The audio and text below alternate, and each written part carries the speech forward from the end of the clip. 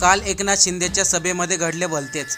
काल पालकमंत्री सुधीर मुनगंटीवार यांच्या मतदारसंघात एकनाथ शिंदे यांची सभा पार पडली। या सभेला पालकमंत्री मुनगंटीवारीने चांगला जोर लावला होता, परंतु चंद्रपूर हा स्वतःचा बालेकिल्ला समजणाऱ्या सुधीर मुनगंटीवार यांच्या सभेची पूर्ण हवाच निघून गेली। जेव्हा एकनाथ शिंदेंचं भाषण चालू झाले, लोकांनी त्या सभा मंडपातून धूम ठोकली। एकनाथ शिंदेचं भाषण ऐकून बसलेली लोक पण निघून जाऊ लागली। एकनाथ शिंदे फक्त भाषणामध्ये मोदी मोदीच करत होते। या सभेला पालकमंत्री मुनगंटीवार यांनी 2 दिवसापासून चंद्रपूरमध्ये तळ ठोकून बसले होते, पण सभेला आलेले लोक कंटाळले।